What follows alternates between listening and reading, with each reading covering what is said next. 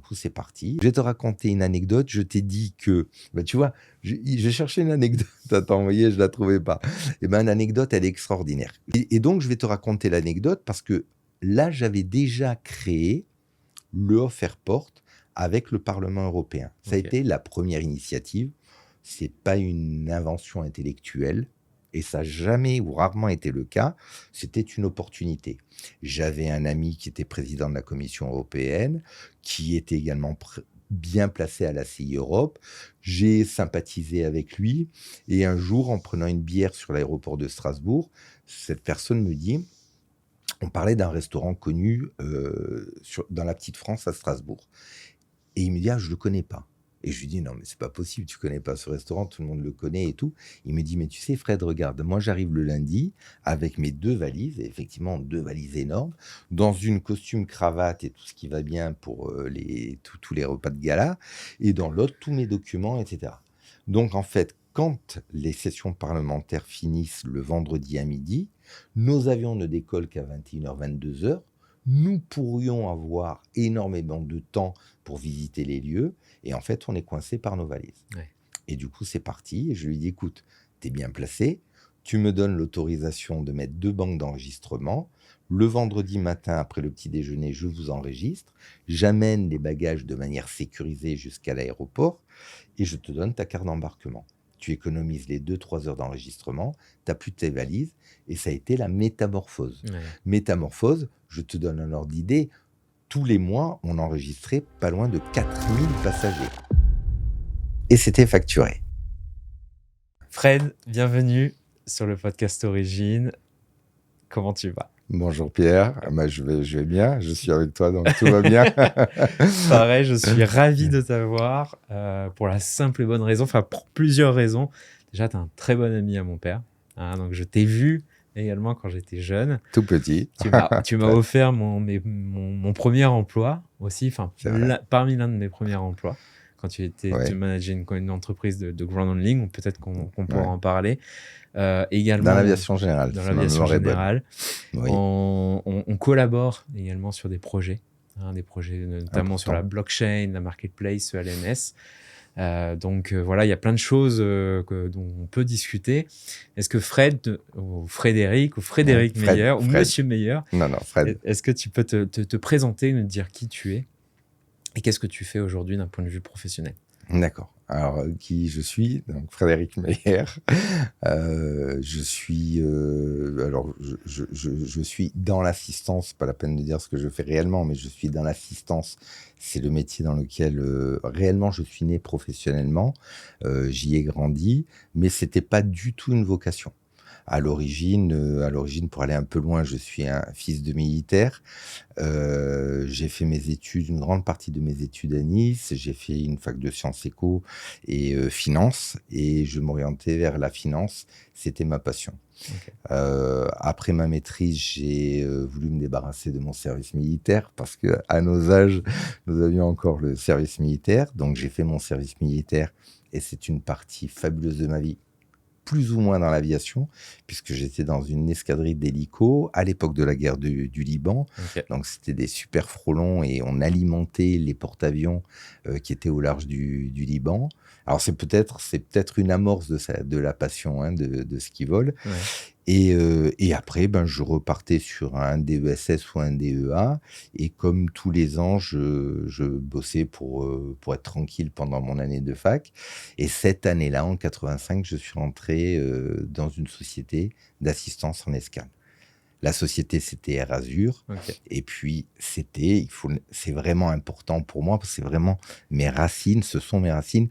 C'était la première société d'assistance en escale indépendante, privée, française. Ok. Tu es né et tu as grandi ici sur la Côte d'Azur ? Je suis né, j'ai grandi. Alors, je suis né, oui, effectivement, sur la Côte d'Azur. Je t'ai dit, mon père militaire revenait d'Algérie, guerre d'Algérie, revenait du Cambodge. Je suis né par hasard à la citadelle de Villefranche, dans la citadelle de Villefranche, où on a habité quelque temps, avant de partir à Berlin, Ouais. avant la tombée du mur, à une époque Ok. très délicate. J'ai vécu longtemps en Allemagne, avant de retourner en France, et voilà. Mais mon ancrage, c'était Nice. Enfin, ces voyages, ces déplacements que tu as fait, là, enfin, on parle du Cambodge, de Berlin, c'était par rapport à la carrière militaire de ton père? C'était la carrière militaire, oui, tout à fait, de mon père. Et ça m'a construit quelque part, et ça fait un peu celui que je suis. Ouais, C'est-à-dire que pour quelqu'un qui n'a pas connu, tous les 2 ans, tu t'en vas, et ce qui te manque le plus, ce sont des amis d'enfance. ouais, Et du coup, ça te construit de manière assez particulière. C'est-à-dire que ta vie entière, tu cherches à te faire des amis, et tu as très peu de temps pour te faire de très bons amis. ouais. Voilà. Ok. Ça veut Donc, dire plein de choses. il a fallu que tu t'adaptes à chaque fois à des C'est nouveaux ça, c'est ça, environnements et des nouveaux cercles. totalement. Qu'est-ce qui a fait que tu n'es pas allé dans une carrière militaire? Alors, non seulement je suis pas allé dans une carrière militaire, mais tu couperas, hein, mais en fait, j'étais le premier mec depuis 1601 à rompre avec la carrière militaire. Ok, Avant moi, il y avait eu un dérapage, il y a eu un gendarme, et aussi bien du côté de ma mère que de mon père. Alors ma mère, pas aussi longtemps, on n'est pas remonté. Du côté de mon père, de manière ancestrale, ils étaient militaires. ok, J'ai un cousin qui a fait l'arbre, et effectivement, jusqu'en 1600. Et j'ai été du coup le premier. Mon frère aîné avait fait Couët-Quidan et Saint-Cyr. Il a entamé sa carrière de militaire. Et une fois que j'ai osé, à l'époque, osé couper, tout le monde a suivi, et il ouais, n'y a plus personne dans l'armée. Du coup, même j'ai un cousin aîné qui a fait la même chose, et tout le monde ok. est parti un peu à volo. Ton père ne t'a pas poussé justement à Pas du suivre la tout. même Pas du carrière tout. que toi? Il n'y avait pas cette Tout à l'heure. pression en Mon tout mon cas? père en a souffert, je pense, Ouais, aussi. C'était un militaire avec un cœur énorme, et qui a fait, voilà, qui a fait toute sa carrière, une carrière, un officier de carrière, franchement de très, très, haut niveau, ouais. mais qui a mené sa carrière avec le cœur. On ne Ok. sait pas ce que ça veut dire pour un militaire, mais je te garantis que ça existe. Est-ce qu'il y avait donc, tu nous parlais d'événements marquants justement qui ont guidé peut-être ton orientation professionnelle vers le milieu de l'aéronautique et de l'aviation. Est-ce que tu peux nous parler de ces événements marquants et pourquoi tu es rentré dans ce secteur? Alors oui, comme je te disais, je crois que j'ai été marqué par mon service militaire. Ski vol a commencé à me passionner, mais pas réellement ski voler, ce qui gravitait autour, la logistique qui gravitait autour. Et en fait, cette rencontre, qui était une rencontre fabuleuse, je te disais, la première société d'assistance aéroportuaire, pour moi, ça veut dire quelque chose, parce que notre métier a une histoire, et aujourd'hui, c'est une histoire qui n'est plus connue. Ouais. Alors tu le sais, hein, je reviens d'Afrique, j'ai discuté avec des partenaires avec lesquels je travaille depuis très, très longtemps, et j'ai pris du recul sur le quotidien, et à discuter avec eux, et en ayant leur éclairage et leur prisme, j'ai compris un tas de choses. Et j'ai compris, notamment, que notre métier, alors je dis pas qu'il est disparu, bien au contraire, mais avec, les années, allez, on va dire les années 2000, c'est un métier qui s'est globalisé, et du coup, en se globalisant, on a perdu l'histoire du métier, et c'est une histoire qui est très, très riche. Et du coup, je reviens sur cette histoire. Moi, j'ai été embauché par un monsieur qui s'appelait Camille Maté, qui était l'oncle de Bernard Fleury, qui a été mon premier et seul président, donc de Air Azur. Et ce monsieur, lors de mon embauche, m'a expliqué que ce métier était un métier historique, que les compagnies aériennes qui pensaient avoir créé des assistants se trompaient, et que les assistants existaient, alors je sais que ça fait rire tout le monde, mais depuis au moins les Phéniciens, Mmh. et que les Phéniciens qui se baladaient d'emporion en emporion avaient besoin de trimballer de la marchandise, etc. Et au début, ils trimballaient autant de marins que de marchandises, et il fallait accoster les navires, il fallait décharger la marchandise, aller chercher le ravitaillement pour continuer le voyage et tout, jusqu'au moment où ils se sont rendus compte qu'il valait mieux former des locaux, et que ces locaux pouvaient assister d'autres navires, Ok. et qu'à partir de là, on trimballait plus de Ouais. marchandises et moins de marins. Ok. Et ça, c'était le début. On peut reprendre avec les diligences, avec tous les vecteurs de transport, et on se rend compte que c'est un métier qui s'est développé au fur et à mesure, et surtout en s'accrochant aux vecteurs de transport dominants. Ok. Donc, si je prends après notre histoire réellement, celle qu'on a pu toucher, ce Camille Maté, eh ben, c'était un assistant maritime et pas n'importe quel assistant maritime, c'était l'assistant d'une société qui s'appelait les Chargeurs du Midi et qui était la société maritime d'un gars très célèbre dans notre profession, que les anciens ont connu, qui s'appelait Francis Fabre, qui a créé à un moment la compagnie UTA, qui a été une merveilleuse compagnie aérienne et qui a amené de force son assistant maritime du maritime à l'aéroportuaire. Ok. Mais une dizaine d'années après les autres assistants européens, et c'est énorme à ce niveau-là, et surtout, cette société a été contrainte à l'escale de Nice parce on ne laissait pas facilement l'initiative privée se développer. Il y avait des raisons, ce serait une autre interview. L'initiative privée, c'est-à-dire? L'initiative privée, c'est que l'assistance en France était entre les mains de la Chambre de commerce, Ouais. ça veut dire l'État, la compagnie nationale, ou sa filiale à l'époque Ouais. Air Inter, et qu'on ne laissait pas les privés, D'accord. à l'origine se développer comme ils l'ont fait sur le maritime. Ok. C'était une volonté de contrôle. Ouais. À l'époque, De Gaulle, et il le disait, hein, que l'aérien, c'était une arme de développement Ouais. et que du coup, il fallait la contrôler. Ok. Et là, je vais passer des détails, mais on C'était- peut imaginer tout ce que ça pouvait vouloir dire. L'argument était que ce vecteur de transport était d'une utilité de bien public Totalement. avec la gestionnaire de Totalement. l'aéroport Air France. Totalement. Qui était Et donc, il dirigé. fallait protéger la compagnie nationale pour la rendre puissante à l'international. Et ça a réussi parce qu'on a quand même une des compagnies les plus fortes au monde. Oui, tu parles de Air France? De la Oui. compagnie nationale, ouais, Ouais. tout à fait, de Air France. Ok. Voilà. Et tu as travaillé directement donc à l'aéroport de Nice? J'ai travaillé directement à l'aéroport de Nice. Donc, c'est là que j'ai connu un monsieur qui s'appelait Yannick Benardo, qui était Air France, avec lequel on avait des rapports intelligents, parce que c'est un homme très, très, très intelligent. Et en fait, on a développé notre activité. Moi, j'ai grandi dans cette société. Je suis rentré au plus bas. J'ai, je crois, dans ma vie, réellement réalisé tous les postes parce que j'avais la confiance extrême de mon président, donc qui était devenu Bernard Fleury. Et du coup, je suis passé des opérations au passage, au cargo, centrage des avions. J'ai créé l'aviation générale.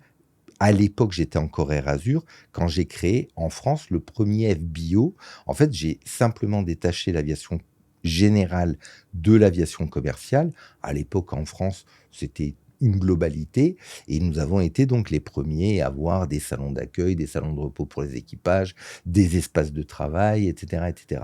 Quelle est, je me permets, la différence entre aviation générale et commerciale? Alors, l'aviation générale, alors je vais le résumer, je vais dire, c'est globalement les jets privés. Ok. Mais que ce soit des jets privés qui appartiennent à des propriétaires privés ou ce que l'on appelle les avions taxis. Oui. Et d'ailleurs, ils sont distingués, l'aviation d'affaires, les jets taxis, et l'aviation purement privée. Les deux se regroupent sous le terme d'aviation générale. D'accord. Al contrario de l'aviation commerciale, qu'elle soit commerciale classique, c'est-à-dire des compagnies comme Lufthansa, Air France, British Airways, ou les compagnies low cost qui aujourd'hui se sont quand même énormément développées sur le marché.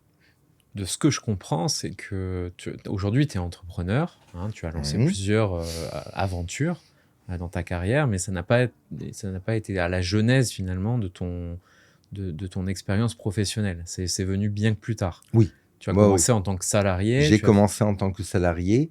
Je ne suis devenu entrepreneur que parce que ma boîte a été vendue dans les années 2000, que je n'ai pas retrouvé dans le nouvel acquéreur les valeurs que j'avais développées pendant 20 ans. Et j'ai eu l'opportunité de pouvoir récupérer des escales qui étaient dans une situation très très délicate, qui étaient les anciennes escales de région de Swissport, donc pour ne pas les citer, Nice et Toulouse. Et je suis parti, mais j'avais quand même l'avantage d'être totalement soutenu par mes compagnies clientes, Ok. notamment Air Corsica, qui a été la première compagnie à me dire il faut que tu te positionnes, et ils m'ont donné la chance de me donner une activité, j'allais presque dire en test, pendant une année, qui était l'année, je crois, 2004 de mémoire. La compagnie Emirates, qui d'emblée est venue me voir pour me dire on te rejoint. Alors à l'époque, je ne sais pas si tu imagines, hein, je commençais, mais vraiment avec des bouts de ficelle. Et tu as la compagnie Emirates, qui est quand même une des compagnies les plus reconnues mondialement, et le patron de l'époque qui vient te voir. Et tu lui dis, ouais, attends, j'ai ma société, mais je ne suis pas à même de te traiter. Nanana. Et le gars dit, oui, oui, mais il n'y a pas de problème, je viens en tant qu'ami et tout. Et puis il sort, il me dit, bon, Fred, voilà, ça c'est le contrat, un peu comme je viens d'avoir, ça c'est le contrat. Alors tu réfléchis, tu me le renvoies quand il est signé, et on passe chez toi. Ok. Et réellement, ça s'est passé comme ça. Même si ton corps de métier est resté le même entre le moment où tu étais salarié et entrepreneur, enfin, tu es resté dans le même domaine d'activité, si je comprends bien, il y a eu quand même cette dimension justement d'être un chef d'entreprise, un gérant. Comment tu as vu ça évoluer? Parce que j'imagine que tu avais d'autres contraintes et responsabilités. Alors, très honnêtement, j'ai pas vu réellement de changement, et vraiment, je te le dis de manière très sincère, Bernard Fleury est une personne qui m'a fait une totale confiance et qui m'a réellement donné les clés de l'entreprise. C'est-à-dire que j'ai été très rapidement libre sur la stratégie exploitation de la société. Nous avions un secrétaire général financier qui était de premier ordre, mais qui m'a excessivement éduqué. Et en fait, mon parcours, ça a toujours été de m'appuyer sur des expertises. Je pense qu'on ne peut Ok. pas être expert en tout. Ouais. Je crois que j'ai une compétence reconnue dans l'exploitation, que ce soit l'aviation commerciale et l'aviation générale. On a créé le premier groupe de France Région en l'espace de 5 ans, le plus puissant, celui qui avait le plus beau portefeuille client, que ce soit des Emirates, des Qatar, des Lufthansa, des Suisses, etc., et les low cost, Ok. parce que notre objectif était de bien traiter la compagnie comme elle le voulait, et pas de lui imposer un mode de traitement. Et ça, c'était très, très important. Donc l'exploitation, je pense que je la maîtrisais alors même que j'étais salarié, et j'en avais toutes les libertés et la latitude. Et par contre, sur le plan financier, je me suis toujours appuyé sur les mêmes. Ok. Mon commissaire aux comptes, qui est mon garant, qui est un expert comptable, bien sûr. Alors, c'est difficile de dire qu'un commissaire aux comptes est un garant, puisque normalement, il représente l'État. Mais ça a été une pierre angulaire chez moi, parce qu'il m'a toujours conseillé au niveau financier. Et ce qui fait que, en fait, quand j'ai pris les rênes de mon groupe, bah, j'ai pas eu d'appréhension. Ok. J'avais vraiment une expertise autour de moi. Ok. Comment tu as vu l'aéroport de Nice se développer, notamment entre le terminal 1, le terminal 2 et ensuite le terminal d'aviation générale, d'aviation d'affaires? Alors, c'est mon aéroport d'ancrage, Ouais. donc je l'ai vu sans le voir, Ouais. comme on voit pas grandir un Ouais. enfant. Mais c'est un aéroport qui est extraordinaire. C'est l'aéroport pour moi, d'abord, qui est une référence par sa localisation, par la beauté des lieux, et cetera, par son trafic, le fait que ce soit le premier aéroport de région, et c'est celui qui m'a permis d'apprendre. C'est sur cet aéroport que j'ai créé le premier FBO, je t'ai dit, pour l'aviation générale. Et c'est là que j'ai créé par la suite le premier réseau français d'aviation générale avec mon partenaire américain Landmark. On avait créé une JV, et nous avions à l'époque créé le premier réseau d'aviation générale, qui était une réussite, qui malheureusement n'a pas subsisté à l'arrêt du groupe. C'est avec cet aéroport que j'ai mis le premier, alors à haut niveau, le premier système d'enregistrement des portées, Ok. parce qu'à l'époque, Monaco l'avait exigé. On arrivait dans les années 2008-2009 au mariage du prince. Le prince n'avait pas du tout l'intention que ses convives aillent s'enregistrer sur l'aéroport de Nice avec leur Vuitton 3 heures avant. Donc, il fallait leur offrir une prestation. Et cette prestation, ben, on l'avait initiée en 96 D'accord. avec le Parlement européen. Donc, pour nous, c'était quelque part un jeu d'enfant. Et c'est Nice qui nous en a donné l'opportunité. Ouais. C'est vraiment ta vision, hein. Je me souviens des discussions qu'on a Ah eues, oui, le bagage déporté, ah oui. l'enregistrement déporté, c'est le futur. Pour moi, finalement, bien sûr. c'est parce que l'une des frictions aujourd'hui de prendre l'avion, alors les a priori qu'on pourrait avoir sur la sécurité, les choses comme ça, finalement, c'est le temps d'attente ou le temps d'escale qui peut y avoir à l'aéroport. C'est ça. Est-ce que ta vision, c'est que demain, on prendra l'avion comme on prend le train, c'est-à-dire Oui. on rentre, on passe le ticket Oui. et on embarque? Oui. Oui, déjà parce que les technologies évoluent et que tu n'auras plus les mêmes contrôles au niveau sûreté que ceux que nous avons aujourd'hui, mais surtout parce que nous mettrons, nous, hein, au sens large du terme, en œuvre des services qui vont faciliter la vie du voyageur. Ouais. Dans ce dont je te parlais en préambule, si pour moi la compréhension de l'histoire est importante, c'est qu'elle te permet de comprendre la situation actuelle et elle te permet de comprendre et de tracer un petit peu ton avenir. Et pour moi aujourd'hui, il y a une transformation du vecteur de transport. Même si l'aérien restera dominant, et j'en suis persuadé, très exigeant réglementairement, donc il donne un niveau de qualité aux gens qui travaillent dans cet environnement-là. Mais aujourd'hui, on va, c'est très concret aujourd'hui, vers l'intermodalité. Ouais. Donc il nous faut, nous assistants, repenser notre métier et savoir comment nos fondamentaux, qui sont les passagers, le bagage, la marchandise, auront besoin de nous demain. Ok. Et pour moi, une des réponses et un des services que l'on peut apporter, c'est faciliter la vie du passager par, entre autres, la récupération de son bagage, Ouais. éviter des escales longues parce qu'on évite au passager de récupérer le bagage, se le trimballer vers l'autre enregistrement de l'autre vecteur de transport, Ouais. c'est une perte de temps inutile.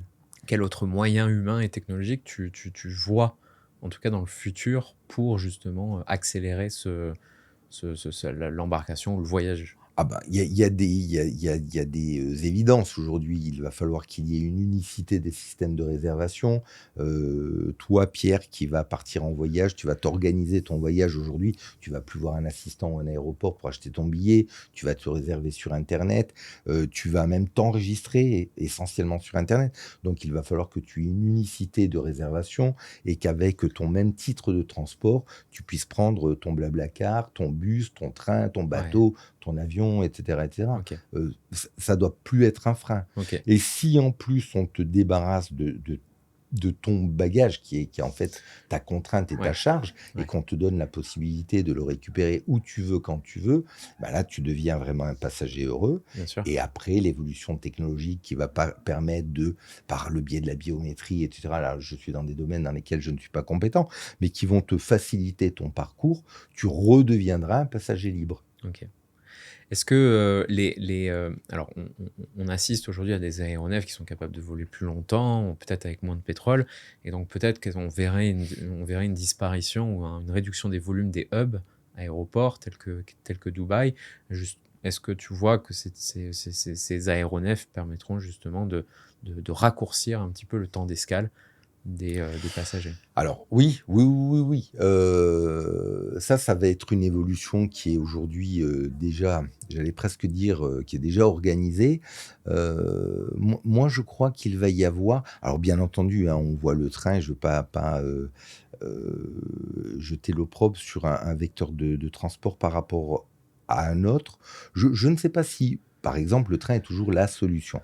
Je suis convaincu que demain, on va voir naître les drones, Ouais. et ces drones-là vont permettre à de petits aéroports de continuer de vivre. Ils vont permettre à des gens de continuer à vivre dans des régions, de petites régions qui ne sont pas automatiquement de grandes villes ou des conurbations. Ils vont permettre de mettre en œuvre un vecteur de transport écologique, adapté, parce que dans un drone, tu mettras peu de passagers, mais dans une petite région, bah, tu auras beaucoup de lignes avec peu de passagers et donc tu vas répondre à la demande.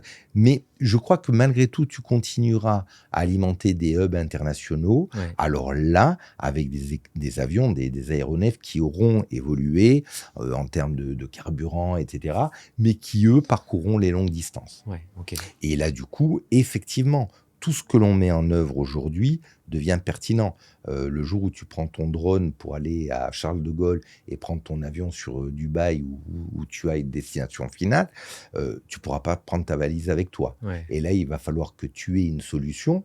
Et cette solution, en elle-même va t'apporter une facilitation. On te récupère ta valise chez toi si tu as les moyens, dans un relais si tu vas dans une autre catégorie, etc. Et tu récupéreras ton bagage où tu veux le récupérer. Tu parlais de drone dans le sens où le drone deviendrait un vecteur de transport, Oui, de mobilité urbaine, oui, j'en suis courte persuadé. distance et Ouais, basse altitude. j'en suis persuadé. Je pense qu'on Persuadé. Et quand tu dis urbain, je reste quand même focalisé pour le moment, pour être quand même réaliste, sur un vecteur de transport qui partira d'aérodrome, Oui, d'aéroport. oui.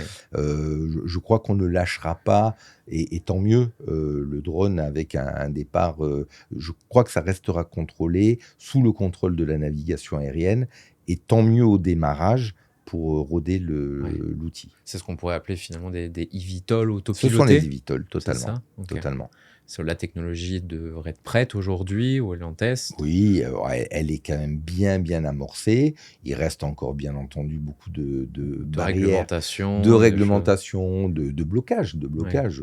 Je ne sais pas si toi, spontanément, tu prendras un eVTOL sans pilote.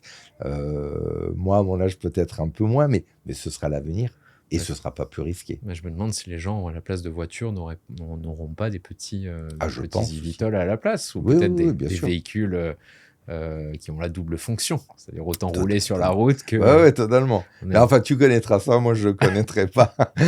Et ce sera pour moi la fin. Et c'est comme ça que tu vois le futur du grand handling Oui, également, de oui. l'assistance. Oui, oui, et c'est là que Tout était pour moi, déporté. je vois la transformation et je la concrétise. J'ai toujours été un assistant de région. Ouais. Je n'ai jamais mis le pied sur un aéroport capital. C'était les accords que j'avais avec ces groupes internationaux. Ouais. D'ailleurs, j'ai pas fini tout à l'heure quand j'ai dit pourquoi l'âme des assistants a disparu. C'est que les grands groupes aujourd'hui, ce sont des sociétés, ce sont des fonds, on retrouve plus, en tout cas, plus beaucoup ces assistants ancestraux qui portent cette histoire, qui ont opéré la dernière Ouais. migration du maritime, etc. D'accord. Donc, il est plus difficile pour eux, n'ayant pas vraiment la connaissance de l'histoire, d'arriver à projeter l'évolution du métier. Je vois. Notre métier doit se transformer. Ok. On doit sortir des aéroports. Je vais te raconter une anecdote. Je t'ai dit que, tu vois, j'ai cherché une anecdote à t'envoyer, je ne la trouvais pas. Et l'anecdote, elle est extraordinaire. Je te dis que Air Azur a été racheté, puisque c'est une société qui s'est créée tardivement. On a opéré un développement tardif. Et du coup, quand les portes ont été ouvertes, avec la directive européenne d'octobre 96 qui a libéralisé le marché, et quand on a postulé à la récupération des sociétés d'assistance des aéroports, qui étaient d'anciennes structures chambres de commerce, on a toujours eu la même réponse. Ah non, regardez, vous êtes trop petits, vos concurrents européens ont déjà 5, 6, 10 escales, vous n'avez que 3. Merci la France. Et là, je le dis, fils de militaire, merci, c'est super sympa.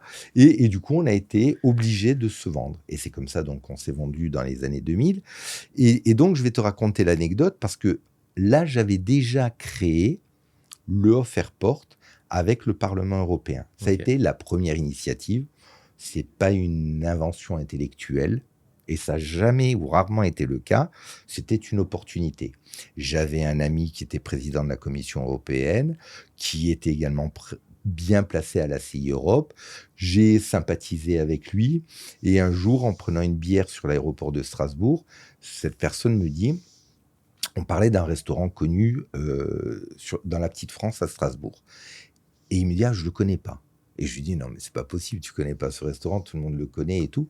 Il me dit, mais tu sais, Fred, regarde, moi j'arrive le lundi avec mes 2 valises, et effectivement 2 valises énormes, dans une costume cravate et tout ce qui va bien pour tous les repas de gala, et dans l'autre, tous mes documents, etc. Donc en fait, quand les sessions parlementaires finissent le vendredi à midi, nos avions ne décollent qu'à 21h, 22h, nous pourrions avoir énormément de temps pour visiter les lieux, et en fait, on est coincé par nos valises. Ouais. Et du coup, c'est parti, et je lui dis, écoute, t'es bien placé, tu me donnes l'autorisation de mettre 2 banques d'enregistrement, le vendredi matin, après le petit déjeuner, je vous enregistre, j'amène les bagages de manière sécurisée jusqu'à l'aéroport, et je te donne ta carte d'embarquement. Tu économises les 2-3 heures d'enregistrement, tu n'as plus tes valises, et ça a été la métamorphose. Ouais. Métamorphose, je te donne un ordre d'idée, tous les mois, on enregistrait pas loin de 4000 passagers. Ouais. Et c'était facturé. Ok. Et on facturait quand même l'assistance des avions. Donc, pour nous, c'était très bien. Pour l'aéroport, d'ailleurs, je crois que le président du directeur de l'aéroport sur YouTube l'explique, et pourtant il était un peu opposé à l'origine, en disant, eh ben, pour un aéroport, quand tu as tes valises, 4000 valises, on va dire grosso modo, qui arrivent 4, 5, 6 heures avant, 10 heures avant, que tu as le temps de les passer sur les tapis bagages, de les mettre sur des chariots par destination, etc. C'est pas le même rush que quand tu as Ouais. 4000 parlementaires qui arrivent sur un Ouais. créneau de 2 heures et qui te fourguent Bien 4 à sûr. 8000 pièces de bagages. Et là, tu imagines les conséquences en termes d'infrastructure, de dimensionnement de tapis, de dimensionnement d'équipe.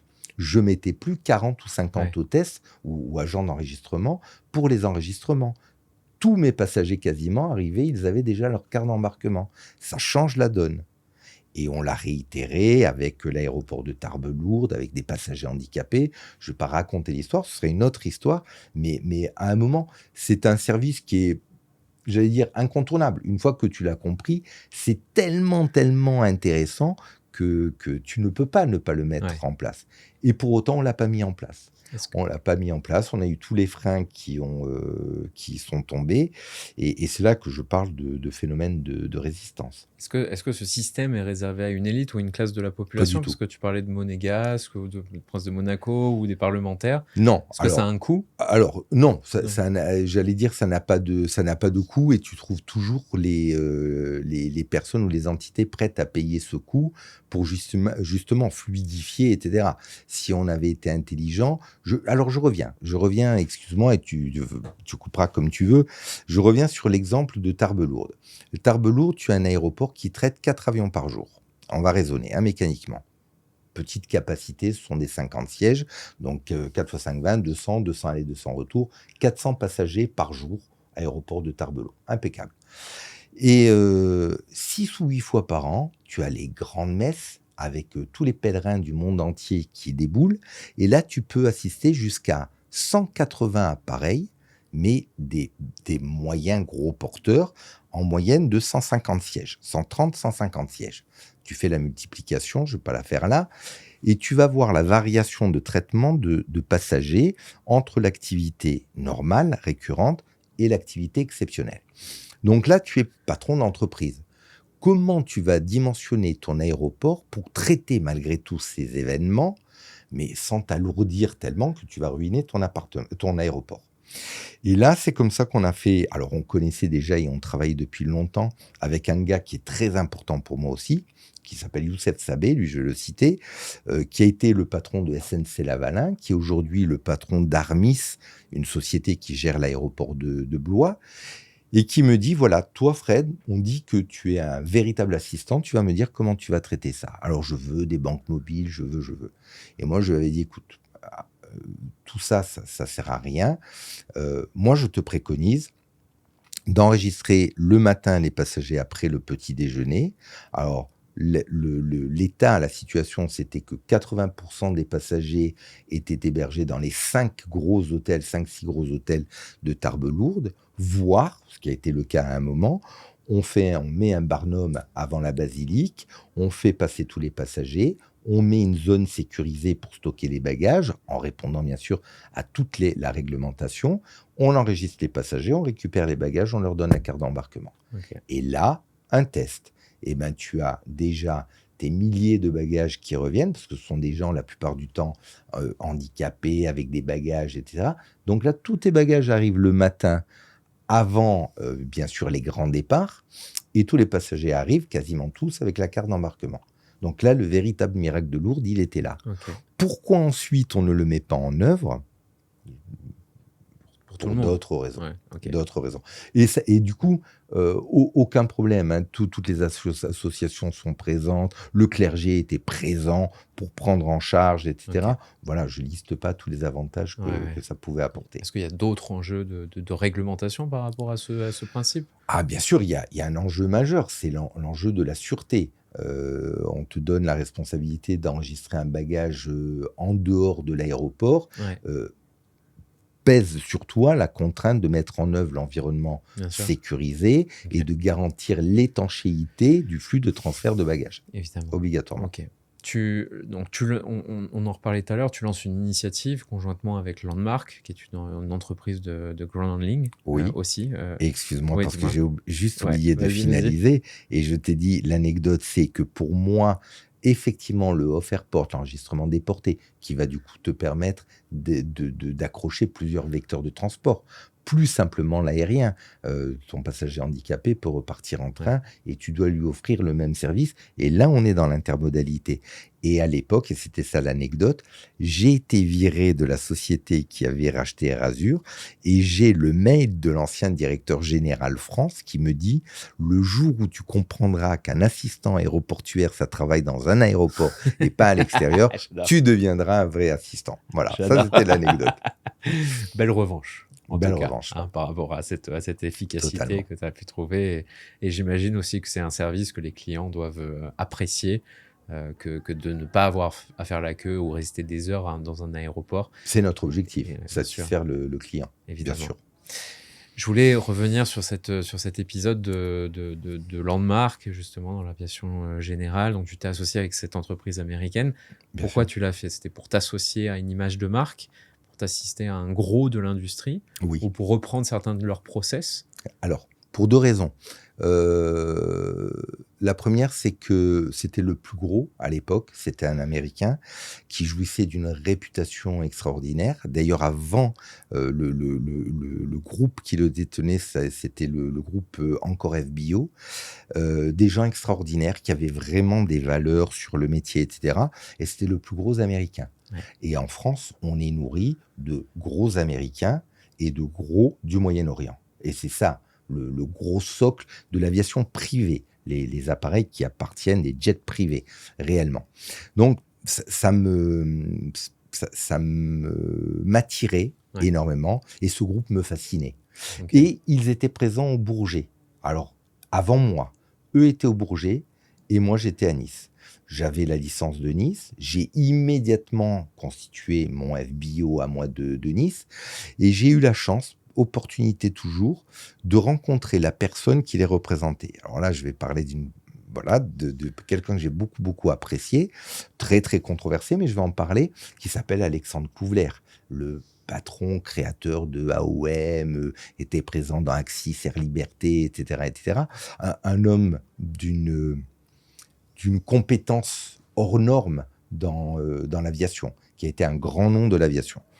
Il se trouve que cette personne-là travaillait pour Landmark en France, qu'il est venu me solliciter, que bien entendu ça a matché parce qu'il m'a fait rêver quand il parlait. Alors là, j'ai connu une histoire que j'ignorais encore et on s'est lancé. J'ai fait la connaissance du PDG, du CEO États-Unis. On est devenus très amis, on est restés très très amis et on a lancé la création de la JV. Il apportait Paris, j'apportais Nice. Aussi important que Paris en termes d'aviation générale, et j'étais plus gros que lui en termes de mouvements traités, peut-être pas de qualité d'avion, mais de mouvements traités. Mais ce que j'apportais, moi, c'était mon réseau aviation commerciale. C'était gagnant-gagnant, du coup, comme relation. Voilà, et j'ai toujours été convaincu que l'aviation générale ne pouvait être traitée que en réseau par un agent d'assistance commerciale. Pourquoi ? Parce que pour tes avions commerciaux, tu as déjà tout ton équipement, donc il est amorti, et du coup, quand tu as un jet privé qui se pose, tu bénéficies de l'équipement. Bien sûr. Alors que si tu n'es qu'assistant en région d'aviation générale, un jour tu vas avoir un 737, un jour tu vas avoir un Challenger, un jour tu vas avoir un Citation. Pour avoir l'intégralité du matériel, c'est impossible. Ouais. Comment ça se passe d'un point de vue administratif? Tu crées une société en France dans laquelle finalement les deux groupes ont des parts? C'est ça, c'est ça. Okay. Une jeune venture, chacun a des parts dedans, les deux structures ont des parts. On avait une présidence par alternance, mais je pense qu'on était tellement dans une relation de confiance, je crois que le poste de président, je l'assumais constamment. Et on avait un directeur général qu'ils avaient embauché, mais qu'ils avaient mis à mes côtés, qui était extraordinaire, qui venait du fuel.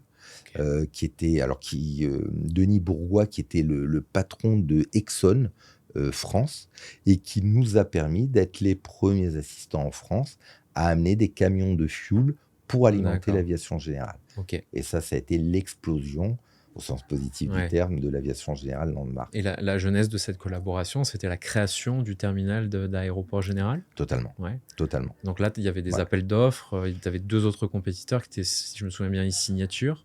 Alors non, Aviapartner? non. Signature, c'est l'acquisition de Landmark. Quand moi j'ai arrêté mon activité, Landmark a été vendu à Signature et Signature a racheté Landmark. Ok.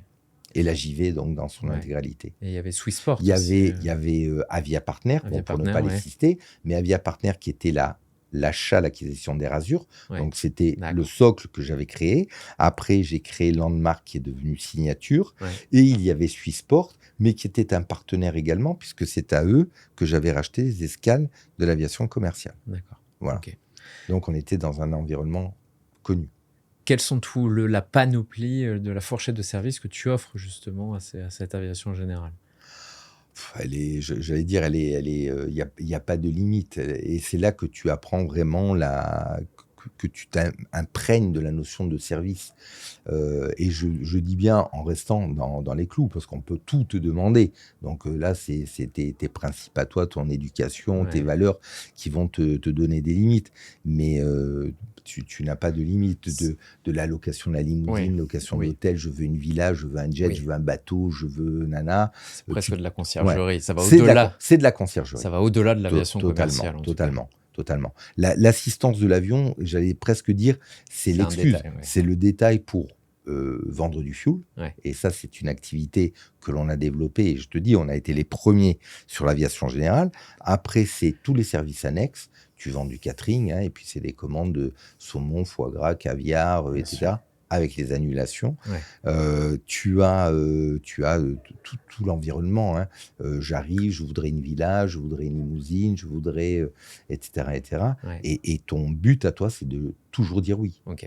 Toujours dire oui, bien sûr, aux demandes normales, saines. Est-ce que aujourd'hui, tu continues dans ce secteur de l'aviation générale, l'aviation privée? Alors, je pense qu'il m'a donné comment dire, ça a été le levier de la démocratisation de cette demande. Quand aujourd'hui je réponds, et je réponds à ta question, tu m'as posé la question tout à l'heure en me disant, est-ce que ce sont des services qui sont orientés vers une élite ou des gens qui ont les moyens? Moi, je te dis non, pas du tout. Et mon plus gros partenaire, et que je salue là aujourd'hui, et qui m'a toujours été d'une fiabilité crasse, c'est la compagnie Ryanair. Alors ça va faire rire tout le monde en entendant ça. En tant qu'assistant, je les avais en réseau. Et un jour, O'Leary, qui est venu avec son fils négocier le contrat réseau, m'a dit, bon, il faut le connaître, avec une forme un peu d'arrogance, de truc, en me disant, mais vous savez que votre métier est mort. Aujourd'hui, et grâce à des compagnies comme moi, les passagers se réservent sur Internet, s'enregistrent sur Internet. À l'époque, ils étaient en train de travailler sur un moteur en Kevlar avec Safran, je crois, pour justement remplacer le pushback. Et que l'avion est sur le train d'atterrissage un moyen de repoussage. Alors, une fois que tu avais tout ça, effectivement, tu n'as plus besoin d'un assistant. Si tu gères tes load sheets à distance, ce qui est le cas aujourd'hui, l'assistant n'existe plus. On est remplacé par les systèmes informatiques, etc. Et je crois que c'est lui qui m'a véritablement fait comprendre qu'on était au moment de cette transformation. L'assistant tel qu'il était en escale depuis la Seconde Guerre mondiale, n'avait plus de sens. Il avait lui-même créé, avec les systèmes informatiques, etc., ses propres remplaçants. Mais on avait et on attendait sa présence ailleurs. Et donc, quand je reviens là-dessus, et là, tu vas comprendre, j'essaye de garder le fil, ce ne sont pas des services élitistes, surtout quand ils deviennent une compagnie comme Ryanair. Frédéric, moi, ce qui me gêne, dans le transport, c'est le bagage de soute. Parce qu'il y a un lien de sûreté entre le passager et le bagage, et qu'immanquablement, j'ai un passager qui s'est enregistré avec un bagage, qui ne se présente pas à l'embarquement, ce qui génère chez un assistant ce qu'on appelle une reconnaissance bagage. Ça veut dire qu'à 5 minutes du décollage, tu vides les soutes, tu fais reconnaître pour identifier le bagage qui ne doit pas partir, tu l'isoles, etc. Ça, en moyenne, c'est un avion sur 10 qui est touché, et c'est 20 à 30 minutes de retard. Quand ça arrive sur le premier vol d'un appareil low cost qui a un rythme énorme, eh ben, il n'assure plus son dernier vol. Ouais. Ne plus assurer son dernier vol, ça veut dire j'héberge, je nourris, je dédommage, Ouais. et comme mes avions sont pleins, en général à plus de 90%, je ne peux même pas les rerouter sur les vols du Bien lendemain. Donc j'affrète un avion. Donc ce problème-là représente une charge énorme. Maintenant, Surtout qu'ils ont des marges très très faibles. totalement. Donc maintenant, si tu penses à ce qu'on a fait, on a créé un réseau de livraison de bagages qui appuyait sur une activité ancestrale de l'aviation, la livraison du bagage dévoyé. Ouais. Mais en fait, cette création n'était que le prétexte à avoir la main sur un réseau qui nous permettait de récupérer le bagage. Ouais. Donc là, on l'a mis en œuvre de leur côté à eux. On doit faire maintenant un test sur une ligne qui sera certainement sur Beauvais ou sur Marseille. Ce sont les deux lignes fortes. Et là-bas, tu as bien sûr des passagers low cost, mais ces passagers low cost paieront moins cher notre service en déposant le bagage dans des centres relais. Nos livreurs récupéreront les bagages. Alors bien sûr, il y aura un cahier des charges, dépôt des bagages, tant d'heures avant le décollage du vol, etc., etc.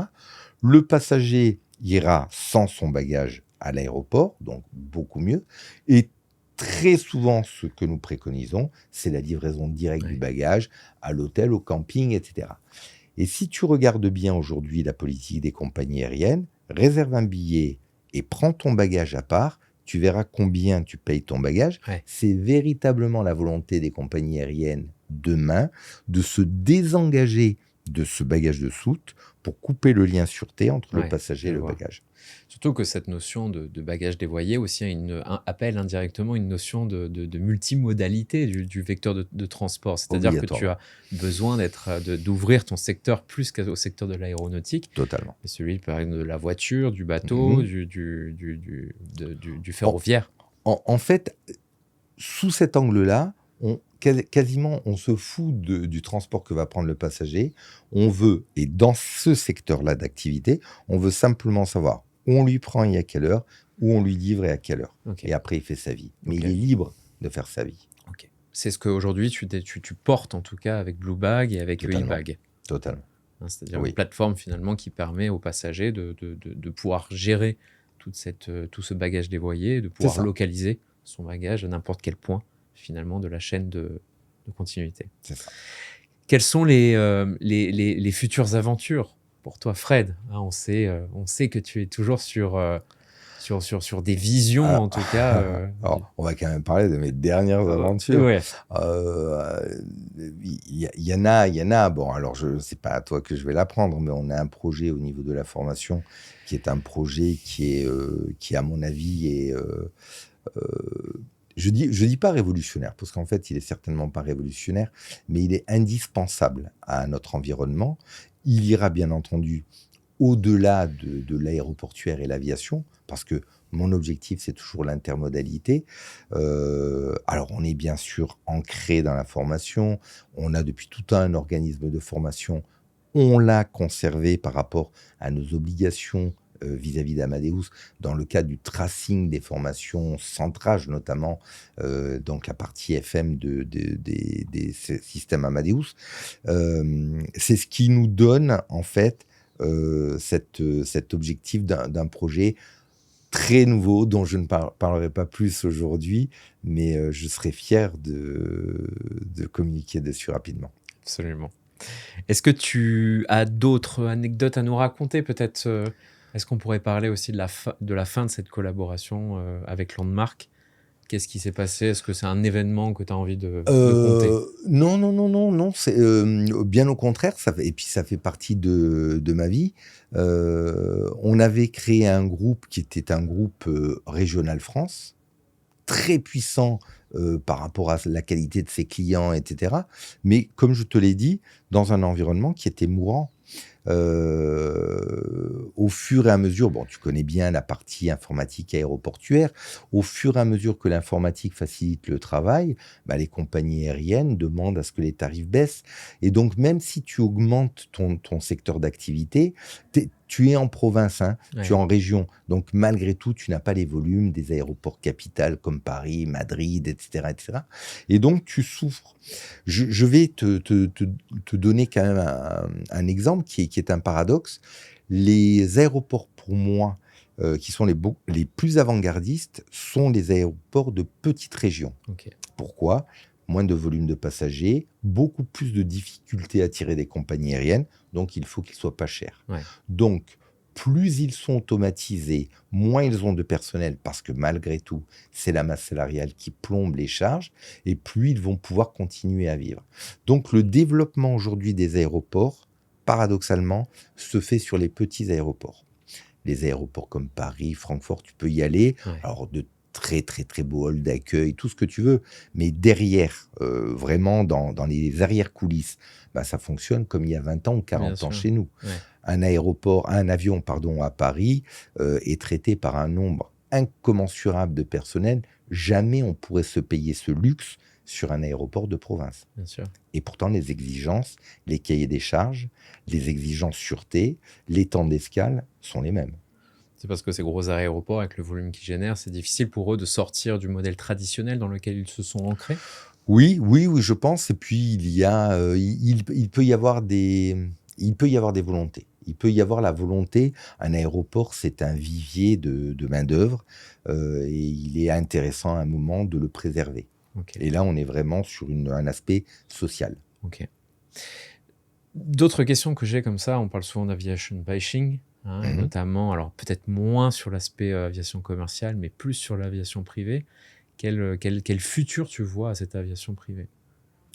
Est-ce que tu le vois évoluer sur d'autres types d'aéronefs, justement? Oui. Je t'ai parlé tout à l'heure des drones. Alors là, je suis bien sûr dans une vision que moi-même, je ne toucherai pas. Mais je crois que l'aviation privée, ça a été prouvé, tu vois, quand il y a eu le Covid, quand il y a eu des problèmes de sûreté, etc. Les gens qui ont les moyens, quand ils le peuvent, vont vers cette aviation générale. Ouais. Tout le monde n'a pas les moyens d'aller vers un jet privé, mais beaucoup aujourd'hui peuvent aller vers une location de jet. Si aujourd'hui tu pars en vacances avec un bon nombre d'habits, bah, tu verras que si à un moment tu contactes une société d'aviation de taxi, tu ne paieras pas beaucoup plus cher en fonction de ta destination si à un moment vous affrétez un jet privé. Bien sûr. Voilà. Et donc, pour moi, ça continue quand même à être une réponse. J'ai pas un regard. Je condamne pas. Il n'y a pas un côté élitiste. Alors, on va parler d'écologie, etc. Et je suis très, très, très impliqué dedans. Je prends beaucoup de réserves par rapport à ça. Ouais. Ok. Beaucoup de réserves. On a des avions qui sont de moins en moins lourds, qui consomment Totalement. de moins en moins de diesel, j'allais dire, de Ouais, kérosène. de kérosène. Il y a des solutions alternatives maintenant. Bien Je sais que entendu. maintenant, il est proposé à des passagers de trouver des vols, des aéronefs qui vont rentrer vides, C'est vrai. justement, à leur station de C'est base, vrai. qui permettent C'est vrai. d'avoir un taux de remplissage plus important. Tu as les VLJ, les Very Light Jet, qui se sont développés, on en parle très très peu, mais qui consomment très très très peu. Quand tu mets 5-6 personnes dedans et que tu regardes leur niveau de consommation, de pollution, etc., bah, tu te demandes si ces passagers n'auraient pas plus Ouais. pollué en prenant chacun leur voiture Ok. et pris l'autoroute, etc., etc. Fred, quand est-ce que tu te vois arrêter de travailler? Je sais que c'est ta passion. Tu sais, il y en a qui vivent pour travailler, d'autres qui travaillent pour vivre. Ah. Tu es sur quel côté du Non, bord? je vis pas pour travailler, mais pour assumer ma passion. Ouais. Ça, c'est clair. Et je m'arrêterai quand je serai certain que mes projets seront entre de bonnes mains et qu'ils continueront d'évoluer. Ok. Écoute, je te souhaite le meilleur. Est-ce que tu as un dernier mot pour la fin, une dernière anecdote, quelque chose que tu aurais voulu dire Je crois que je crois que je t'en ai dit beaucoup. Et puis des anecdotes, si je partais dedans, on s'arrêtera plus. Une partie 2, partie 3. Mais il y aura une partie 2, une partie 3, je te le promets. Et Absolument. des anecdotes, voilà, je t'en donnerai. Fred, merci beaucoup pour ton temps. C'était un plaisir de parler de toi, de parler de ton parcours d'entrepreneur. Merci beaucoup. En tout cas, c'est moi qui te remercie. C'était vraiment un plaisir.